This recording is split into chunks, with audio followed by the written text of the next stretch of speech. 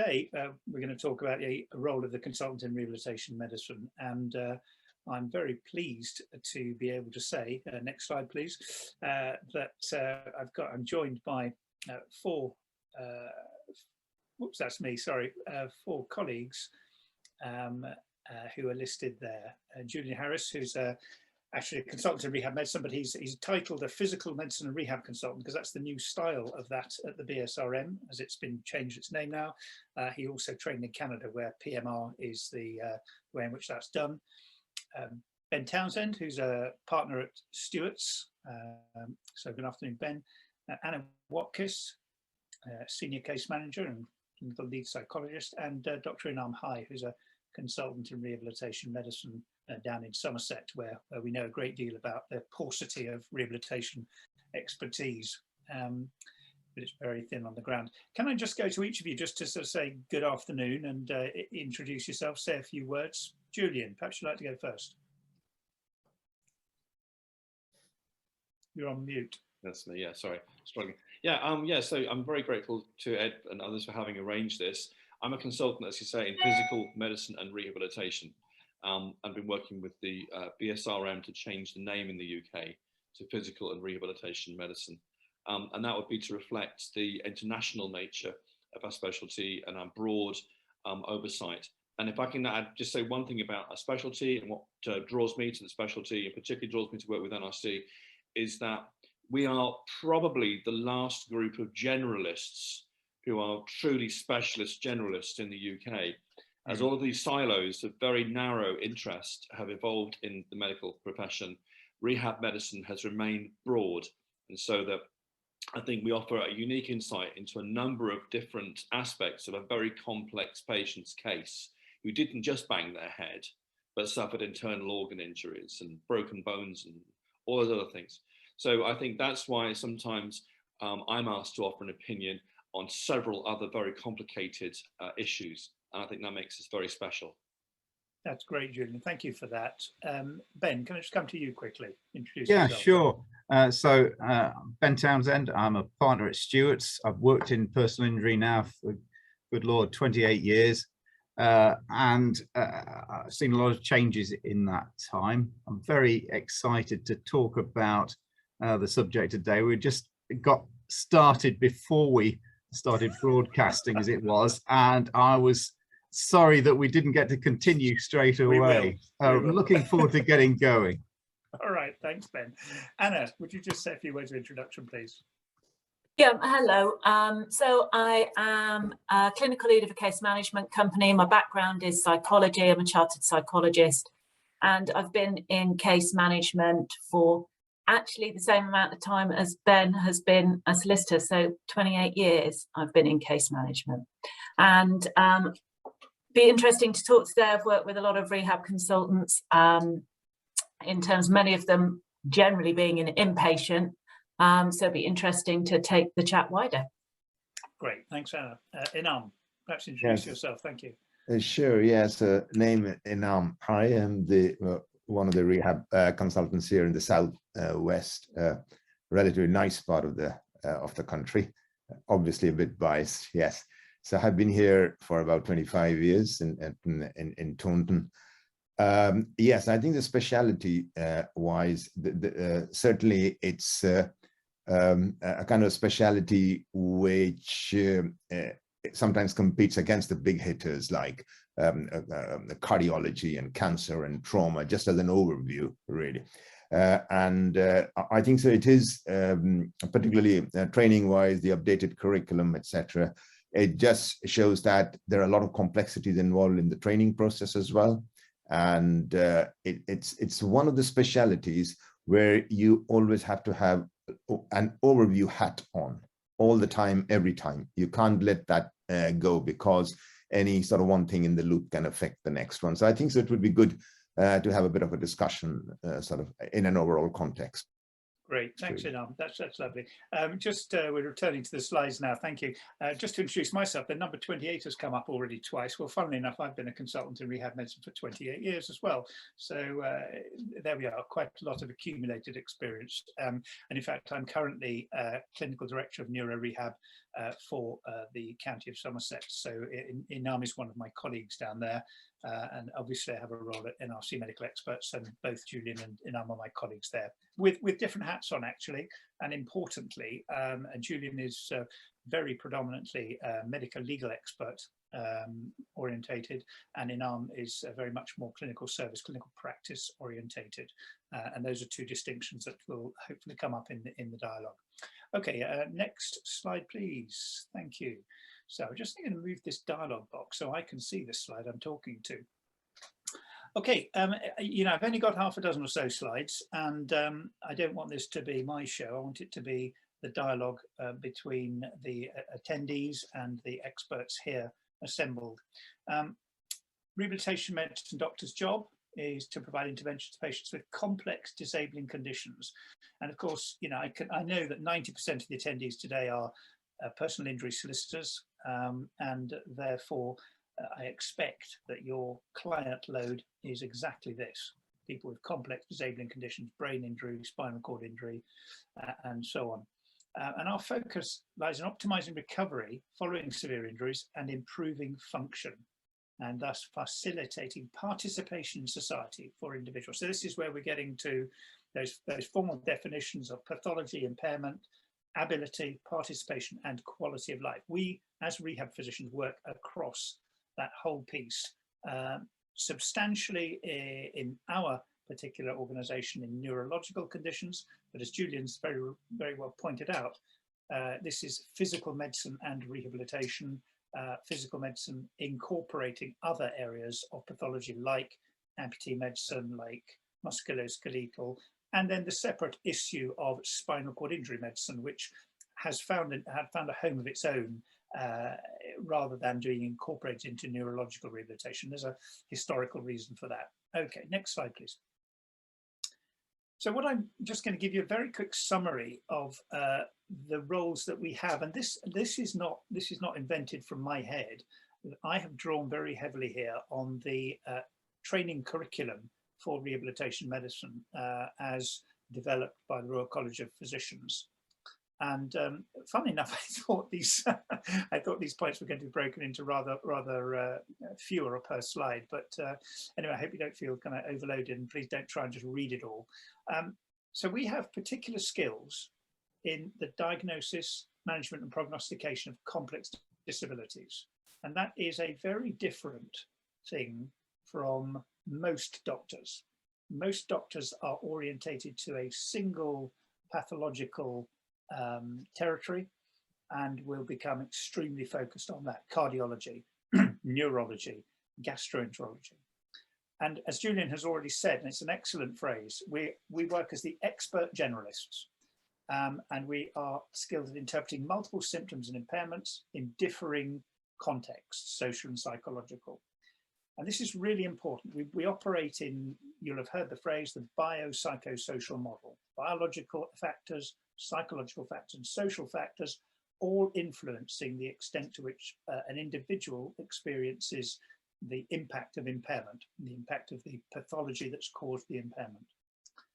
And using that interpretation, we formulate realistic rehabilitation plans that balance the multi-professional input that's required. And you know, good rehabilitation, as you will all know this, is, you know, it's not a single specialty. And I'm certainly not here, and we're not here to say that medical doctors are the be-all and end-all of this game. We're definitely not. But I think we are here to say that we do have a very useful contribution to make to the multidisciplinary team, and a contribution that I think, in my experience, is often overlooked. And I think it goes to Julian's point, which I will talk about a bit later, that there is a paucity of rehab physicians. I mean, you've got 1, 2, 3 of us here. I know there are a few of you online watching this. You've probably got 10% of the total rehab physicians in the country on this call. So that's how few we are. I think it's about 180 altogether, and not all full time. So we play a vital role in post-acute care, and should be closely involved in that. This is where we were introduced through the rehabilitation prescription, and you know, I had a very good experience of that about 2012 when I was working in Cambridge. I was on the ITU seeing patients one day, sometimes half a day, sometimes a couple of days after really severe injuries being scraped off the road and so forth. So it became an integral part of that acute management team, able to set the individual up for appropriate rehabilitation pathway within the acute care pathway. And it elevated rehabilitation medicine and rehabilitation to be an equal partner with the other clinical specialties, the intensive care specialties, the neurosurgeons, the orthopedic surgeons. That was a really helpful thing for us to be involved in. So we have all the necessary experience of seeing people with brain and cord injury acutely, for example, and following them up long term to provide expert opinion on causation, condition and prognosis in these type of cases. I think one point I will just make is that oftentimes the courts and indeed solicitors request opinions from neurologists on condition and prognosis and causation in these type of cases. I have done some research into this, and about 5%, so 5% of people with a brain injury ever see a neurologist. In other words, the neurologists don't have a huge experience of brain injury and its rehabilitation and the long-term outcome. About 2% of spinal cord injured patients ever see a neurologist. So fundamentally, it is a misconception that neurologists are the people to turn to for condition, causation, condition and prognosis reporting as experts. They, and many of them will completely agree this, they simply don't have the long-term experience to be able to prognosticate about follow-up. And they certainly can't advise on the specialty of rehabilitation. Okay, next slide, please. So I've just talked about that, haven't I? I've said that there are different areas of work. And this is the slide that says how few rehabilitation doctors, rehab consultants there are per 100,000 people. Look at those other numbers, 2 per 100, that's 10 times as many per head of capita in Germany, almost 4 times as many in Italy, 3 times as many. We are hugely under-resourced. And to Julian's point in our earlier dialogue pre the webinar, it's no wonder that you struggle to get hold of somebody to get active on your individual cases for your clients, and in addition to getting medical legal expertise. We are trying very hard to advance that, but you know, we're still struggling. Okay, next slide, please. I'm just going to give you, this is a really crude, quick overview. And in many ways, what I'm doing here is I'm holding up the flag for the expertise that you are getting when you engage with one of us. So typically, we've done 5 years at medical school, in which we are schooled in the basic sciences, the pathologies of anatomy, physiology, biochemistry, the basics of how the human body works. We're then exposed to pathology on how that influences anatomy, physiology, and biochemistry. So we have a core scientific understanding of why things go wrong with people. Now that is different, and in quantum, very different from most other clinical specialties. Many will touch upon that, but to my experience, understanding, none touches on it with the same degree of focus and time spent as medical doctors. So that's important. By the time you get a rehabilitation consultant, they have been through this process. A couple of years as a foundation trainee, perhaps 3 years in core medical training in one of those disciplines. So we've got things like internal medicine or surgical training, general practice, which is my background, even obs and gynae, which I find quite strange. But anyway, you can get into rehab medicine having done your core training in any of these disciplines. Psychiatry, of course, a very relevant and important discipline. You're then selected, and then you do a minimum of 4 years specific training, high professional training, rehabilitation medicine. So by the time you get somebody who's got the consultant badge, they've got 7, 9, 14 years they've been in and around how the body works and what goes wrong. And then, of course, you're only really engaging with people who've been at it for a few years. So typically, your average medical expert in rehabilitation medicine has probably been a consultant for 5 to 10 years, really got their feet under the table, and they have been around this for 25 years. Okay, so that's really important. This is not something that you just say, actually, I'm a rehab specialist. There's a very clear pathway to becoming a GMC registered specialist in rehabilitation medicine. Okay, thanks. Next slide, please. A couple of other quickies. There are some new nice guidelines published on the 18th of January talking about rehabilitation after traumatic injury. This is commend it to you. It's an excellent document, actually. And one of the headlines is, of course, that the improvements in survival rates have led to an increase in the need for rehabilitation, which, if we think back to my prior slide, is even more of a problem. There's even more demand on our limited skills. And of course, COVID, and I'm not going to go into that now, but COVID has made a huge impact because a lot of people have developed long-term chronic problems, and rehabilitation is required for them and advice for them. And so that has complicated the picture. This is a comprehensive document, great aspirations for what good rehabilitation should look like, and the reality of how you achieve this. Of course, the reality is that achieving it's extremely difficult, as we are finding in Somerset, where we are currently restructuring our service and trying to get more resources in to provide something comprehensive for the people of Somerset. This document refers to an earlier clinical guideline from 2019 on head injury assessment and early management. These two, I really commend to you. They're fascinating. The part of the reason is a slightly self-serving advert there.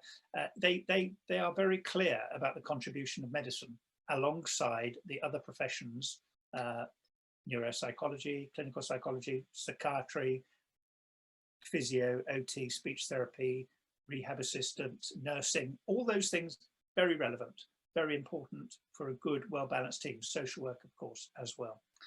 Okay, next slide, please. So our responsibilities are to formulate a full rehabilitation analysis of any clinical problem presented. And that's the key. This is the generalist bit, to include both disease-related and disability-related factors for any patient, no matter their age, condition, or complexity. It's a very broad church, this. And that's why you need to do specialist training in this area, because it is not something that conventional medical specialties are trained to do. They just don't approach the patient or the situation in the same way. That's not strictly true. I mean, psychiatrists are perhaps one group who are orientated rather more this way, and general practitioners to some extent. But anyway, they are not necessarily focusing on the specialist pathologies that we are, brain injury, cord injury, exactly, for example. We need to be able to set out a rehabilitation plan for any new patient with a disability, extending beyond our own specific service. As I've already said, the multidisciplinary team is paramount here, but we've got to be able to work as a full and equal member of that. And I think that because of the low numbers of rehab physicians, we have oftentimes been overlooked, and therefore the important medical contribution to a patient's management is suboptimal. I see this all the time. I'm sure my colleagues will agree with me, but it doesn't seem to be getting any better yet. And we also got to be able to identify and set priorities within a rehabilitation plan, because there's a million things to do, but actually there is a hierarchy there, and you've got to get the basics right. Next slide, please. Diagnose and manage existing new medical problems in rehabilitation context. So that rests on our medical skills, our diagnostic skills, our awareness of broad pathologies like infection and so forth. We need to recognize the need for and deliver successfully specific medical rehabilitation treatments, botulinum toxin injection, and so forth. We've got to be able to work in any setting, and this is directly relevant to our context today, isn't it? It's all very well having hospitals or clinics in which you can work. It's nice and straightforward. Actually, the majority of patients are out in their homes, and many of your clients are out in their homes. And so we need to be able to get out there in the community and feel equally comfortable working there, and to collaborate with the other teams that are out there in the community, either general practitioners and their teams or hospital specialty teams. But we are a glue that brings all of the medical community together to the benefit of an individual patient and their rehabilitation. And then finally, we need to be able to make and justify decisions in the face of many clinical, sociocultural, and prognostic and ethical and legal uncertainties, and the influences that arise in complex cases. So it's a big, I take this as a big responsibility. I know that my two colleagues on screen also do from rehab medicine. Okay, next slide, please. So this is just a very quick statement that at NRC Medical Experts, we also have a clinical practice service. It's trying to provide that medical expertise in rehabilitation medicine for cases that you have in litigation, during their litigation, so the ongoing rehabilitation, and also, of course, once settlement has been achieved. I don't want to labour this point, but there is a service here. This is what we do. I'm not going to read them out. So next slide, please.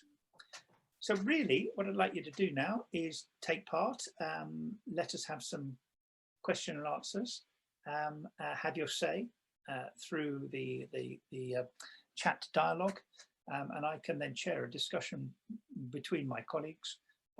Particularly interested to hear Anna Watkiss's view on the role of the rehabilitation physician in a rehabilitation team that she will case manage. And also, I'm very keen to tease out the distinction between case management expertise and rehabilitation medicine expertise. And I ought to just have a slight declaration of interest here.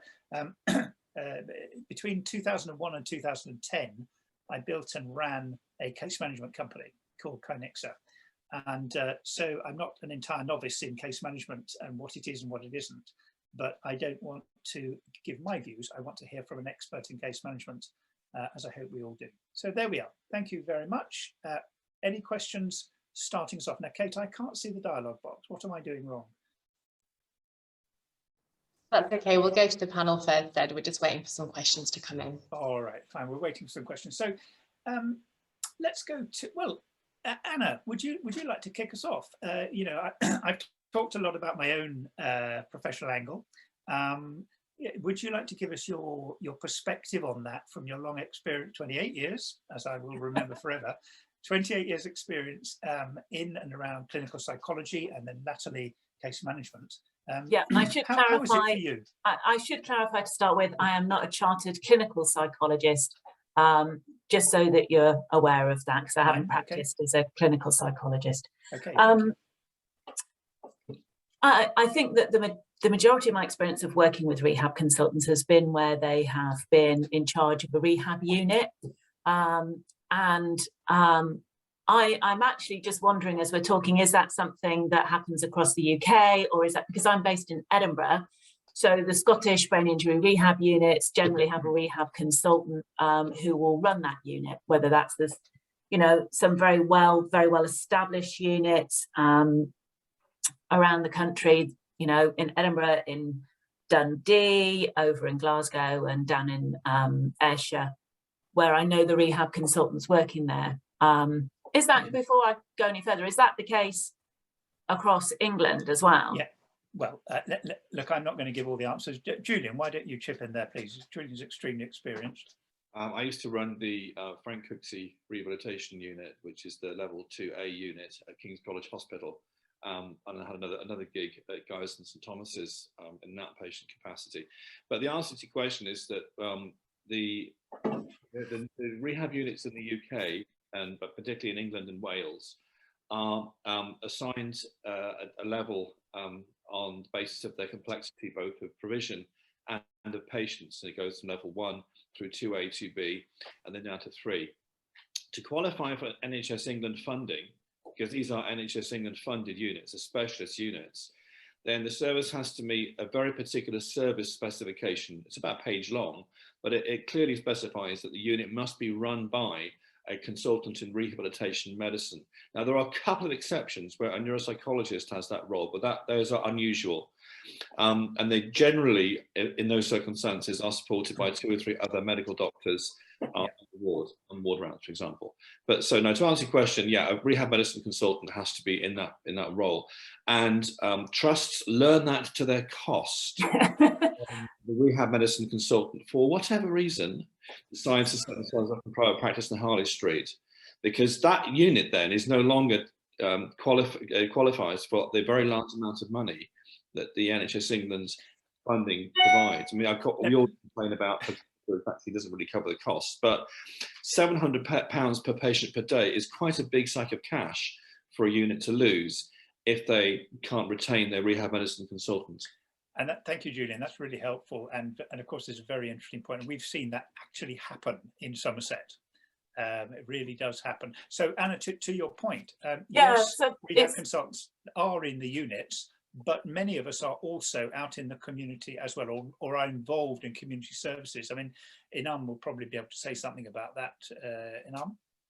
So I guess one of the things that I found really valuable from rehab consultants when working as a case manager is that they will see the clients, as we would say, individuals who've sustained acquired brain injury. They'll see them across their lifetime, and that's where I see that as very useful. So the units all have lifelong referral policies up here, and where I think it is really valuable, you're not getting, you referenced earlier a neurologist only seeing 5% of clients.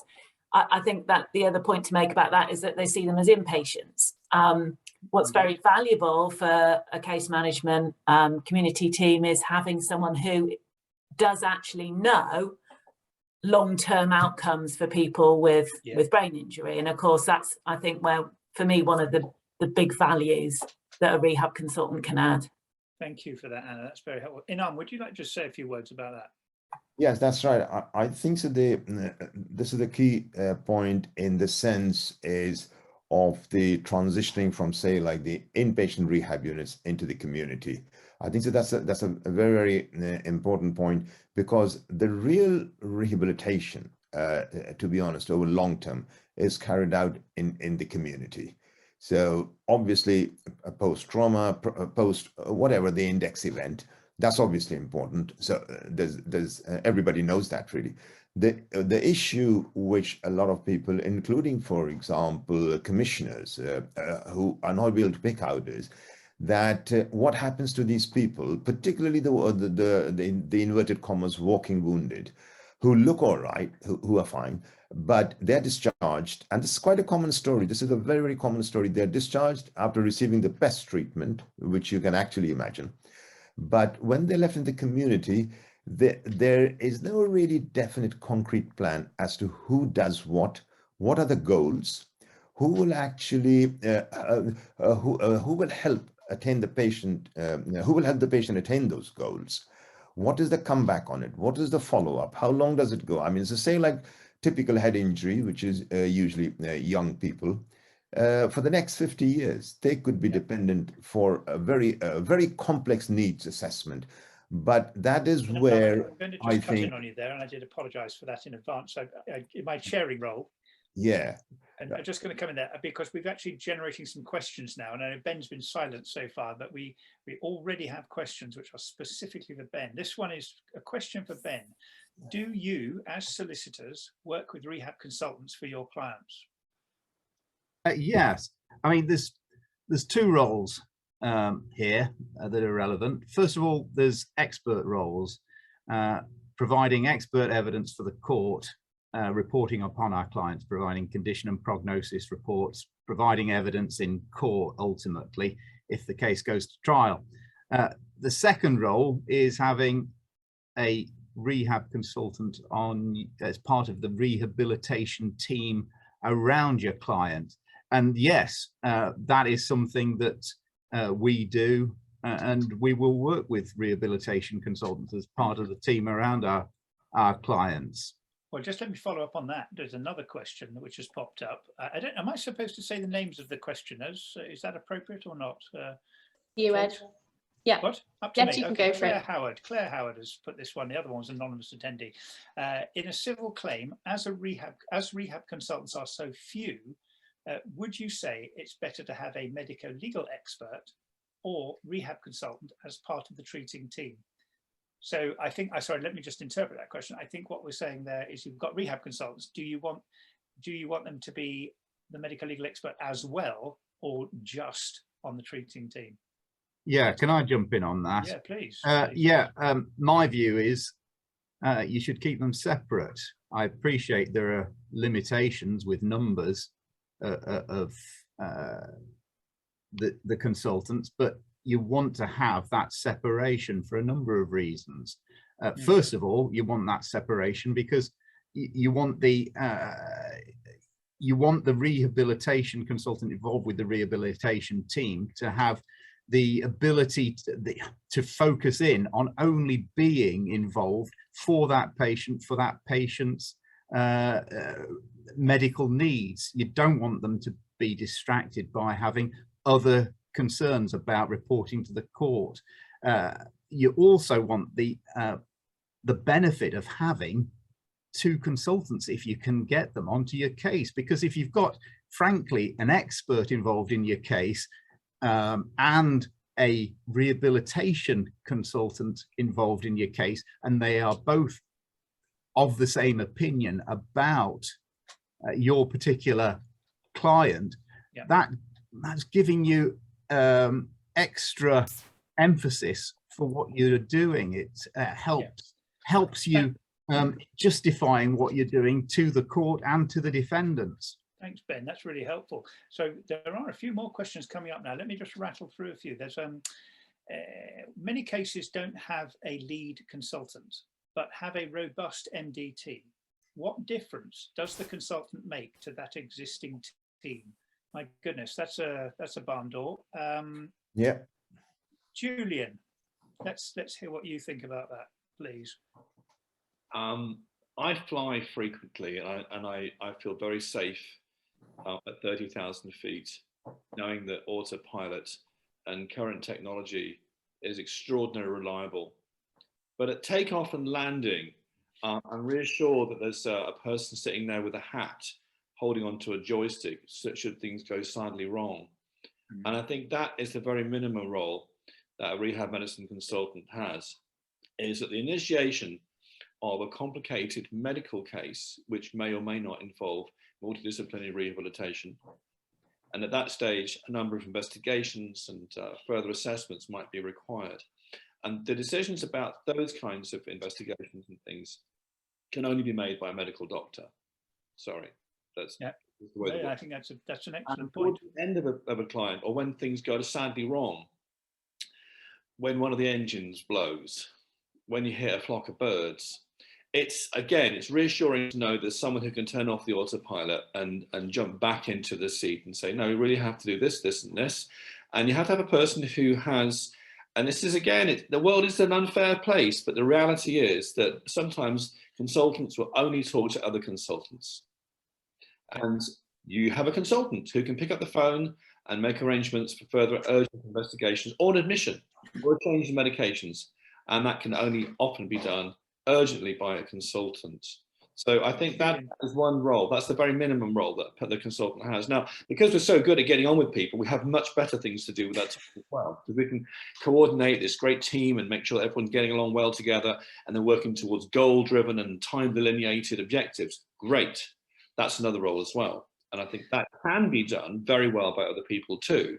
But often it's also done very, very well by rehab medicine consultants. I think, Julian, that's excellent. Thank you very much. I mean, this is a fantastic question, actually, because what it exposes the fact that we as a professional group have not got across what we can contribute widely enough. That's the first thing. Yeah. I think it also exposes a fundamental weakness in, certainly from our perspective, and indeed from the guidelines perspective, in the constitution of many multidisciplinary teams, that one is even asking a question like that. So, well, my goodness, it is so fundamental and important, certainly in our view.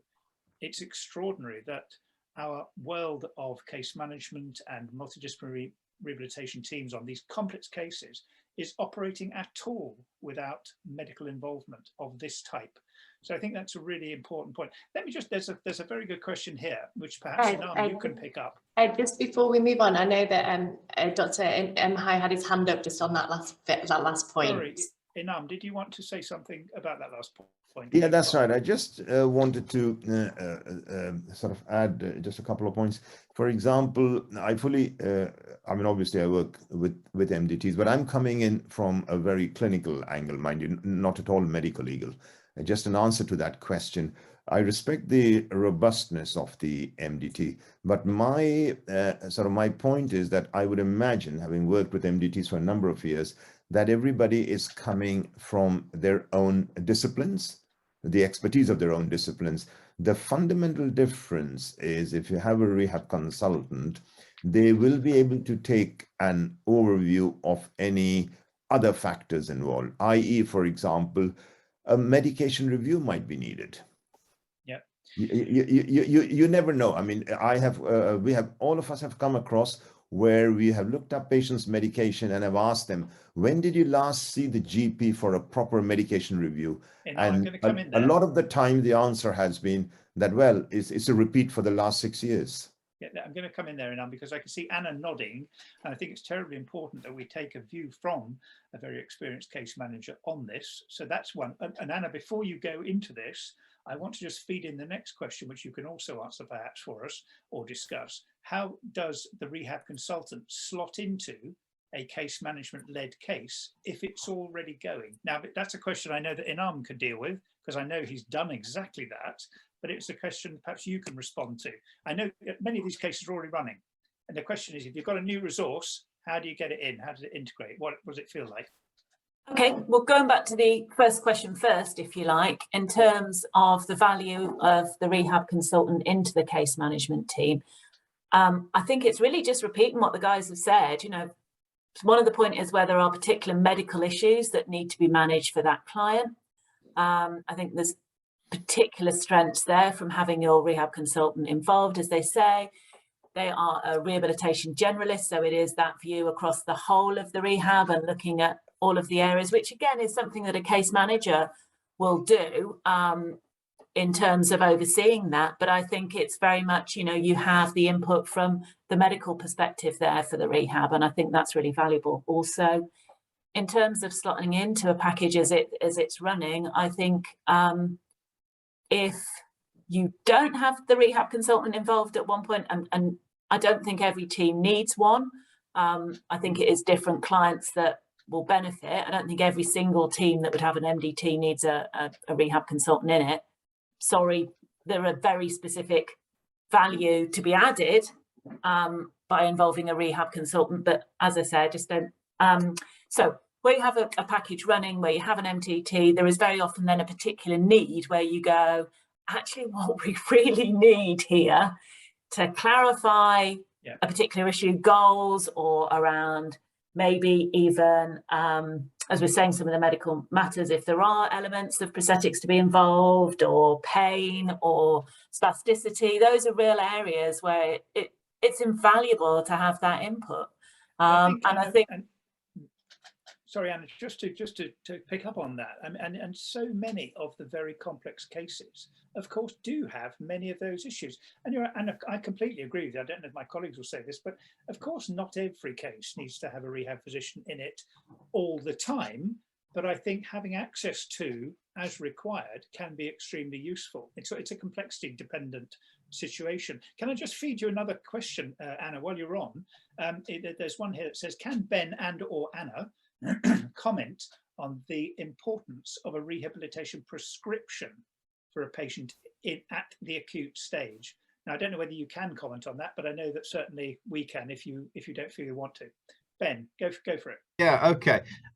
Well, in theory, I can see them being extremely useful for our cases, but in practice, we don't often see them. They're not often produced, and they're not often referred to. When they are produced, we pay attention to them. This comes down to the resource limitation of rehabilitation medicine, and the fact that the whole thing didn't ever really take off. It is something that we are producing at NRC medical experts. Anna, do you come across the rehab prescription at all? I'd be very surprised if many of our audience do. Not often. You know. There you go.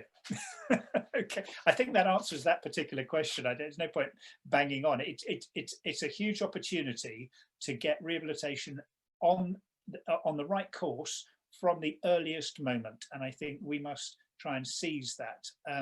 Let me just, there's a couple more questions here. How long post-settlement would a rehabilitation consultant typically remain involved with the patient, and how would their role evolve over time? Julian, that's one for you. I know the answer, but what do you think?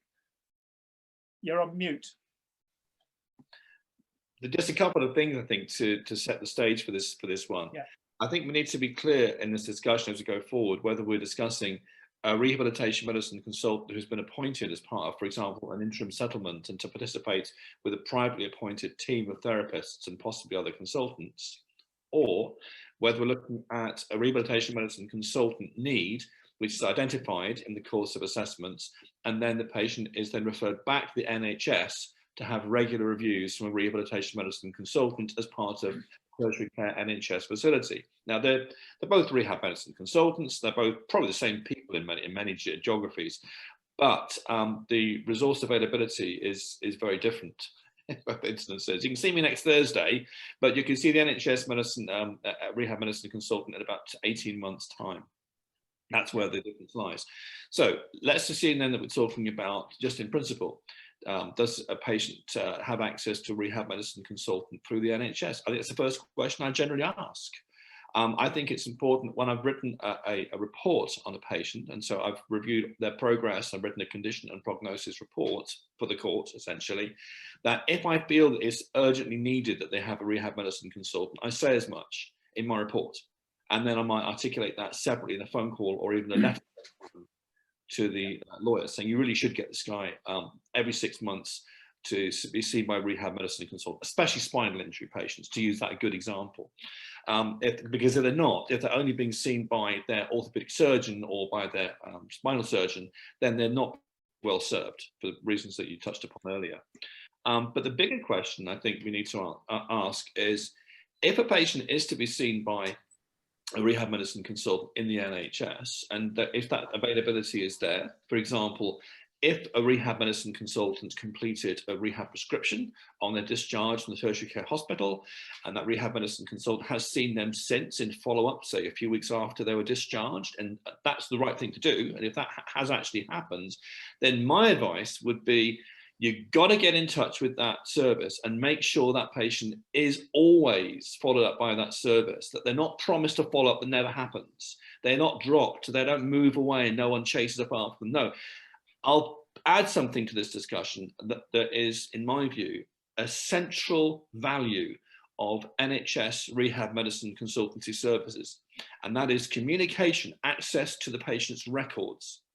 Now, I don't work in the NHS anymore, but one of the reasons that I was unhappy working within the NHS was that I felt that the communication, even within trusts, was unreliable, that there would be a breakdown in communication of letters, of referrals, of follow-up, of reappointments, even between trusts.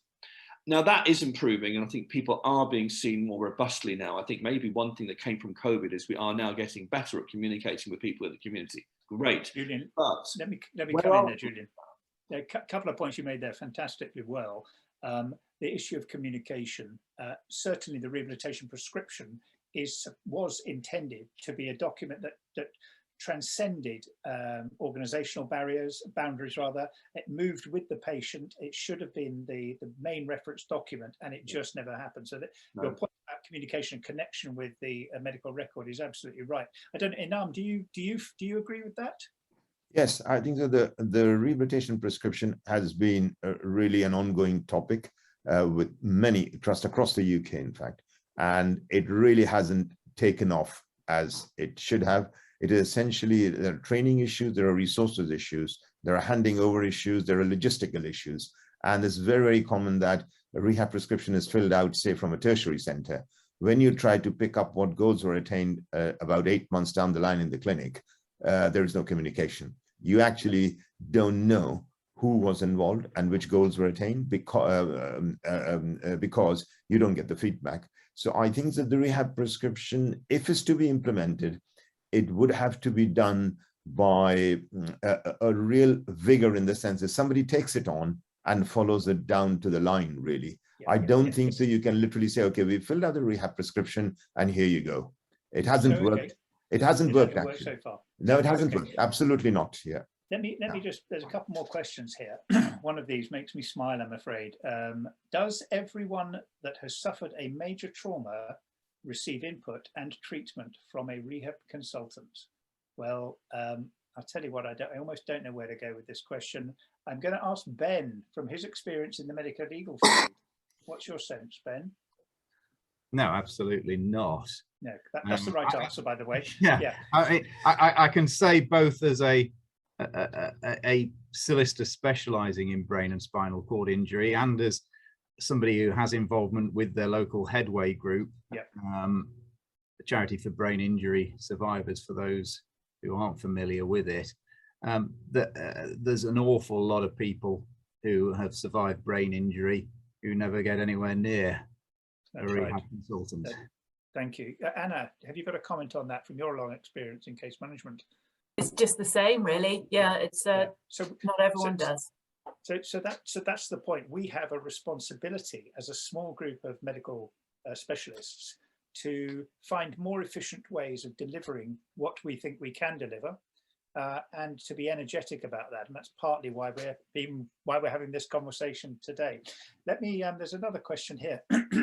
It says, slightly concerning that there is a high demand for rehab because of COVID and recovery rates, and so few consultants. What is the NHS doing about this? Well, I mean, my perspective on that is the NHS is panicking about that. It's a really difficult topic. The services are overloaded. The consultants are run ragged. Many of them are retiring early because they're just done in. And you know, a further load of patients with chronic, often neurological disability arising from COVID is really a huge pressure on the system. I don't know, Inam, have you got any idea about what the NHS is doing about that? No, at the moment, really, the thing is that, to be fair to the NHS, and particularly the rehab aspect of the NHS, is things are still evolving, really. People are still literally learning what is long COVID or what is post-COVID. What used to be, what it still is in a way, long COVID, post-COVID, but it's still in literally the discovery sort of phase. Services are evolving, but this is going to be a major, major challenge, particularly with the neurological and the cognitive sequelae.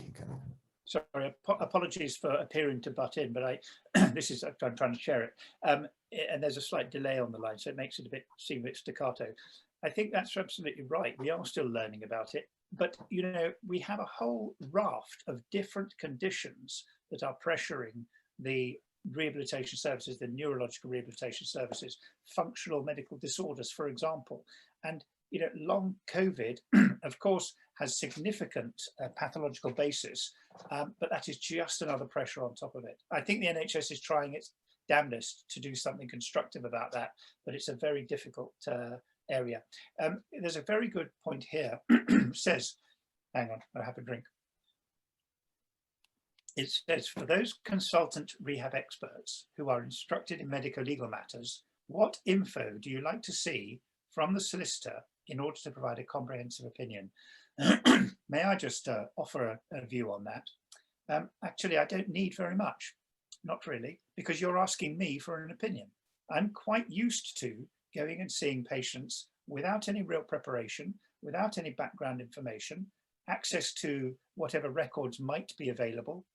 But I would say I like to see them as early as I possibly can, because I can get the process going in a way that I think might be most advantageous to the patient. So yeah, I think this is really interesting, because I've been a medical legal expert a long time, and sometimes one gets letters of instruction that run to a dozen pages, 20 pages of tight typescript, and it's great, but actually much of it I don't need. What I need is to be told, what do you want me to tell you? What is it you're asking me? Are you asking me about causation of certain things, condition of prognosis? Are you asking me about specific matters like life expectancy? You know, what do you want to know? There are a number of things I can tell you, and I would counsel solicitors to keep letters of instruction pretty focused, because then it gives us a good starting point, and that's all we need. Julian, why don't you have a go at that one? You're a big medical legal expert. What do you think? Probably different from me. Just a couple of things. Well, I think your point is well summarised. Good questions result in good answers.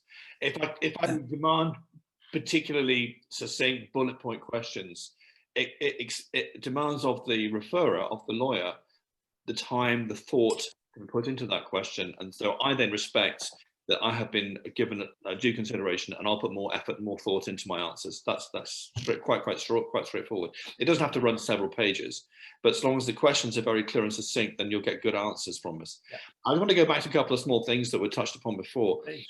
In a former life, I ran the post-polio clinic for almost 10 years at Guy's and St Thomas's Hospital. So my eyebrows are still raised when I hear consultants proclaim that long COVID's new. No, it's not. We've had similar post-viral long-term conditions since at least polio. And we know that half the patients who were hit in the polio epidemics wind up with long polio, essentially post-polio syndrome. And there are so many similarities between the conditions. So we do know how to do it. I'm startled that no one's actually asked anyone at Guy's and St Thomas's Hospital to really contribute towards program development for long COVID, because we really do know how to do it. And the post-polio syndrome clinic at Thomas's is out of the respiratory medicine clinic where Boris's life was saved. So there are all so many points of complexion here, and a really interesting point, Julian, about the contribution to the plan for how to deal with the aftermath of COVID. I know that I tried 3 times to engage with the trusts in Surrey, which is where I actually live, despite working in Somerset. Couldn't get in. Get in. They just couldn't have the dialogue about rehabilitation. And you're absolutely right. There's nothing new under the sun. This is another post-viral condition. Inam, do you want to make a brief comment about that? With that at all? Yeah, I think so that is absolutely right. Obviously, I think so. The reason why it's taken as a new evolution is because it's a new the diagnosis. This is one of the problems with medicine, is that people go into diagnostic silos, really. Yeah. And I think that is one of the problems, and it's not just with management or managers. It's actually with medics, and that's really the medics' fault in a way.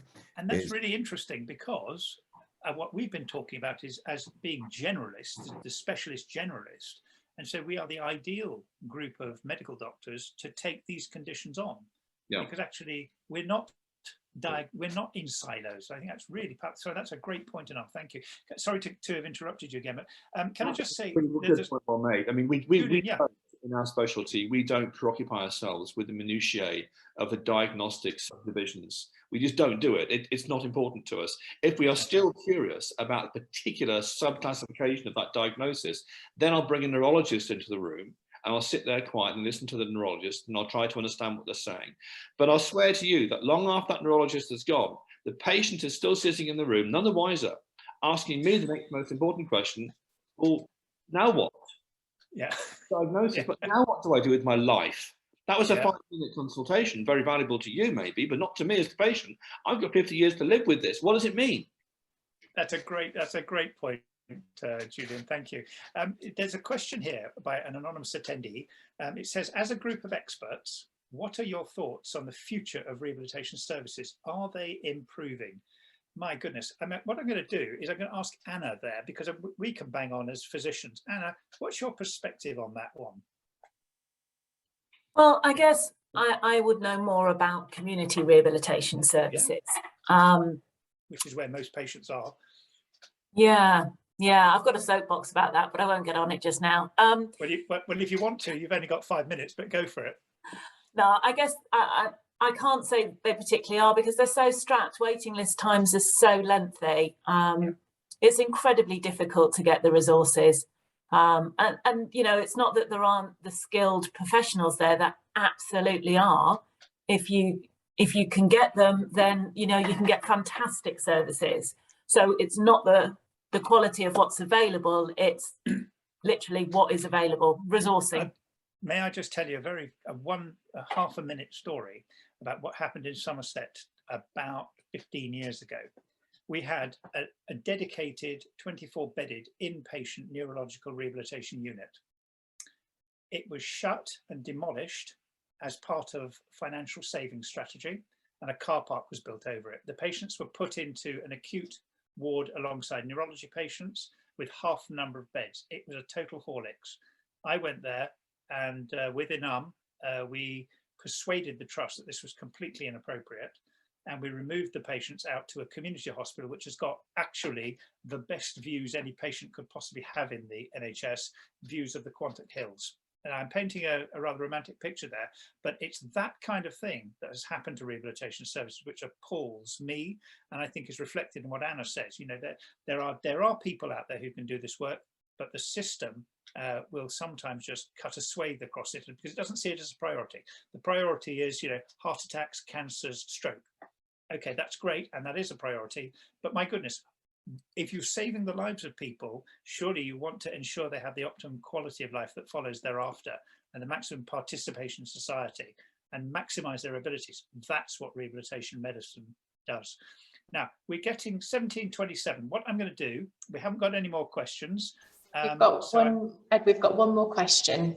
It says, oh, we do have one more. Hang on, it says, for those prepping Part 35 expert reports, what tends to be your claimant defendant split?